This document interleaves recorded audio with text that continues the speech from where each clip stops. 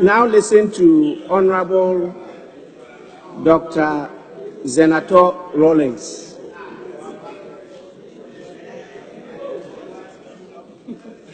Thank you, Mr. Speaker.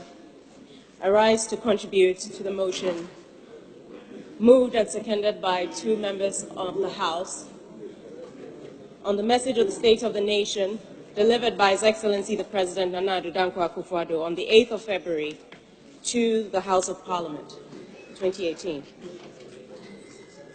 Mr. Speaker, the Sustainable Development Goals are based around a core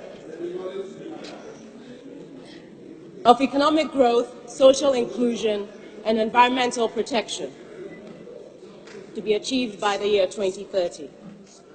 The world is at a tipping point with regards to what can only be described as an abusive and exploitative relationship between man and the environment.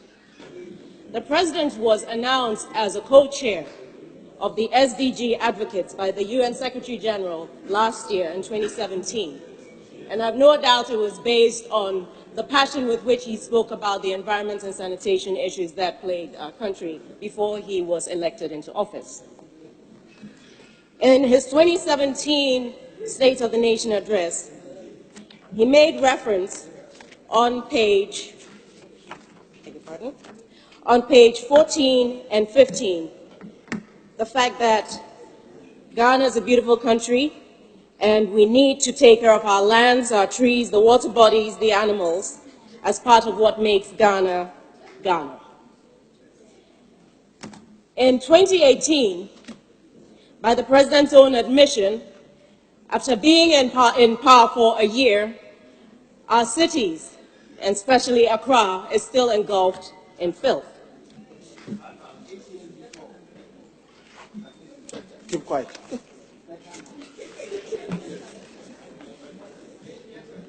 The President mentioned that by 2020, he would like to have achieved the ambitious objective of Accra being the cleanest city in Africa.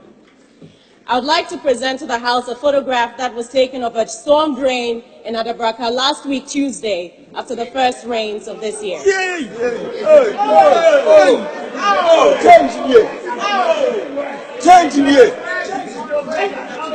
Mr. Speaker, Sit down. in having been chosen as the ambassador, as a co-chair for the SDG advocates, Yes, honorable member for Leje Kuku. Thank you, Right Honorable Speaker. Right Honorable Speaker, this house is a house of facts. My colleague just showed us a picture of a storm drain in Accra with a lot of filth in it. All I'm asking is that we want to know the date, the proof that this was taken just a few days ago. There's no indication on the image to show that this is a picture that was taken some few days ago. In fact, I would request respectfully that my honorable colleague tables this picture so that we see the authenticity of the picture. Thank you very much. thank you, Mr. Honorable Speaker. member, this is not a point of order. Please, you may continue. Thank you, Mr. Speaker. And for the record, this is in Adabraka. This was on the morning of the rainfall last week, Tuesday. Please continue.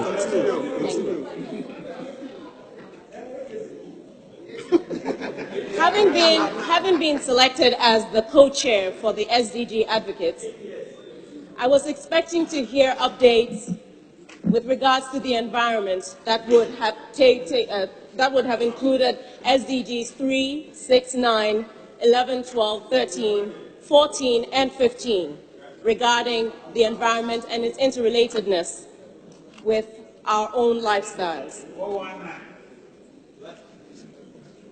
I was expecting to hear an update on the Marine Drive project and about the fact that it was going to be an eco-friendly project that would encompass a lot of eco-friendly technology, cultural inclusion, and a lot of establishment of green zones so that Accra would have more trees that would absorb some of the toxic fumes from the air.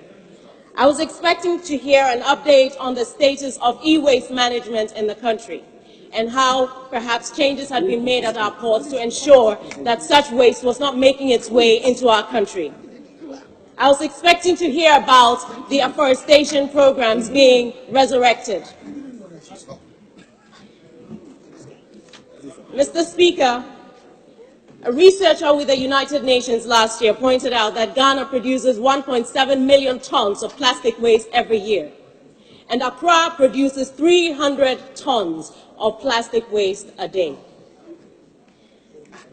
Mr. Speaker,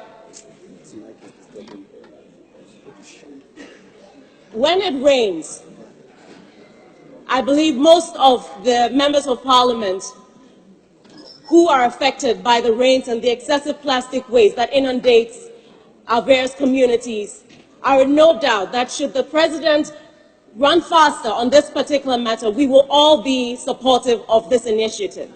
Because I believe that an ambitious target though it is, to try to make Accra the cleaner city something we all welcome. Because we remember when Accra used to be much cleaner. And I doubt that anybody here would fight the drive to actually make our country a cleaner country.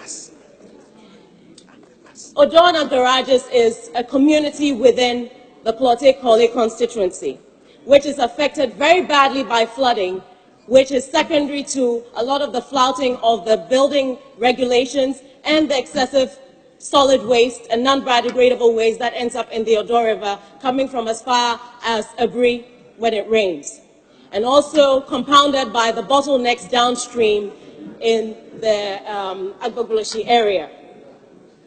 Odona Garages has 540 artisans, 200 mechanics, 80 welders, 30 arc welders, 70 auto electricians, 30 upholsterers, 8 retail stores, 20 food vendors, 20 automobile sprayers, 10 machine shops.